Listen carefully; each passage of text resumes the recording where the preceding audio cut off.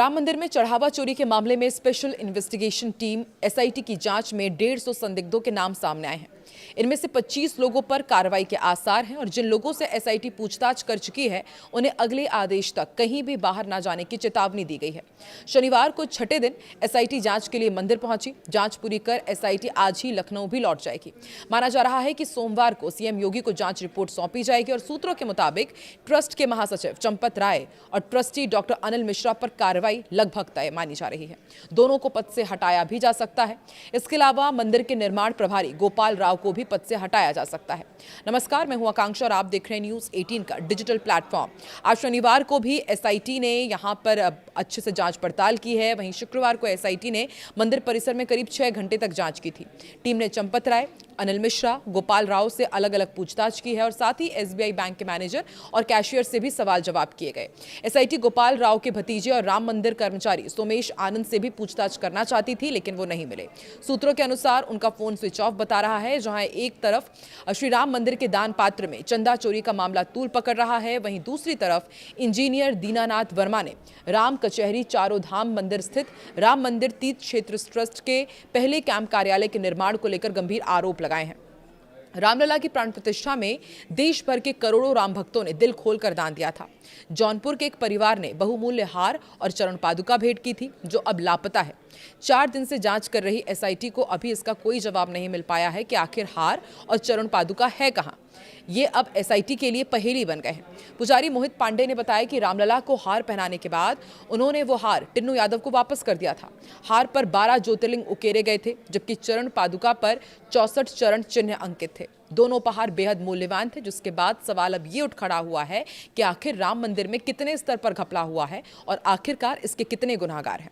श्री राम जन्मभूमि अयोध्या में इन दिनों राम मंदिर दान पात्र मामले को लेकर आरोप लगाने का दौर लगातार जारी है।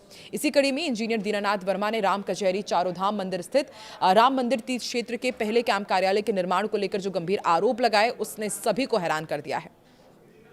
उन्होंने ट्रस्ट के सदस्य डॉक्टर अनिल मिश्रा पर 40% कमीशन मांगने का सनसनीखेज आरोप लगाया है। हालांकि अब इस मामले में राम कचहरी चारों धाम मंदिर के महंत शशिकांत दास ने सामने आकर अपना पक्ष रखा है।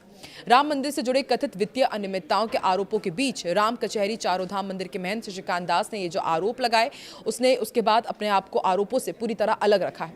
महंत शशिकांत दास का कहना है कि तत्कालीन जिलाधिकारी अनुज झा, ट्रस्ट महासचिव चंपत राय और अन्य पदाधिकारियों के अनुरोध पर उन्होंने अपना नवनिर्मित भवन राम मंदिर तीर्थ क्षेत्र ट्रस्ट को कैंप कार्यालय के लिए निःशुल्क उपलब्ध कराया था।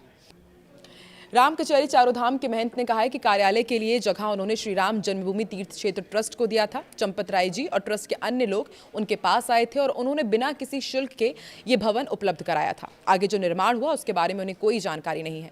महंत ने स्पष्ट किया कि जब तक ट्रस्ट का कैंप कार्यालय राम कचहरी चारों धाम मंदिर परिसर में संचालित रहा, तब तक उन्होंने किसी प्रकार का किराया या फिर भुगतान नहीं लिया। बाद में कैंप कार्यालय को राम निवास ट्रांसफर कर दिया गया और ट्रस्ट ने परिसर का उपयोग बंद कर दिया। महंत शशिकांत दास ने कहा कि मैं ना तो दीनानाथ वर्मा को जानता हूं और ना ही उनसे कभी उनकी मुलाकात हुई। उन्होंने केवल ट्रस्ट को कार्यालय के लिए जगह दी थी, कोई शुल्क नहीं लिया और निर्माण कार्यों के बारे में उन्हें कोई जानकारी नहीं है। अब महंत के इस बयान के बाद दीनानाथ वर्मा की ओर से लगाए गए आरोपों को लेकर एक नई बहस शुरू हो गई है। एक तरफ जहां दीनानाथ निर्माण कार्यों और कथित कमीशन खोरी को लेकर सवाल उठा रहे हैं, वहीं दूसरी तरफ महंत ने इस पूरे विवाद से खुद को अलग बताते हुए केवल भवन उपलब्ध कराने की बात कही है। लगातार ये मामला सुर्खियों में बना हुआ है। एक और चौंकाने वाला मामला सामने आया। रामलला की प्राण प्रतिष्ठा के दौरान देश भर के करोड़ों राम भक्तों ने रुपए, पैसे और सोना चांदी दिल खोलकर दान किए थे। जौनपुर के एक परिवार द्वारा भेंट किया गया बहुमूल्य हार और चरण पादुका अब तक लापता है। एसआईटी को इसकी कोई जानकारी नहीं मिली है। सवाल है कि आखिर करोड़ों की आस्था से जुड़ा ये उपहार गया कहां। राम मंदिर में प्राण प्रतिष्ठा समारोह के दौरान जौनपुर के विश्वकर्मा परिवार ने रामलला को रत्न जड़ित विशेष हार और चरण पादुका भेंट की थी। करीब 200 किलोमीटर पैदल चलकर ये परिवार अयोध्या पहुंचा था और फिर उन्होंने रामलला को ये उपहार अर्पित किया था। अब यही हार और चरण पादुका एसआईटी के लिए पहेली बन चुके हैं। जांच के चौथे दिन एसआईटी ने मंदिर से जुड़े कई लोगों से पूछताछ की, लेकिन उपहारों का कोई सुराग नहीं मिला और सूत्रों के मुताबिक एसआईटी ने राम शंकर यादव उर्फ टिन्नू यादव, कृष्णदेव तिवारी और रामलला के 4 पुजारियों से पूछताछ की। पुजारी मोहित पांडे ने जांच टीम को बताया कि रामलला को हार पहनाने के बाद उन्होंने वो हार टिन्नू यादव को वापस कर दिया था और टिन्नू यादव का ये कहना है कि हार को बाद में गलाकर ईंट के रूप में तैयार करने के लिए बेंगलुरु भेज दिया गया था। हालांकि जांच में अब तक ना तो उस कथित ईंट का कोई पता चला है और ना ही उससे जुड़ा कोई डॉक्यूमेंट्स या फिर रसीद मिली है। तो सोचिए, एक भक्त पूरे श्रद्धा के साथ रामलला को हार और चरण पादुका तोहफे में देता है, लेकिन वहाँ के जो लोग थे वो उसे गला करके ईंट का शक्ल दे देते हैं, लेकिन बाकी इसको ईंट के रूप में गलाया गया है ये स्पष्ट ही नहीं हो पाया है, इसकी कुछ जानकारी नहीं मिल रही है।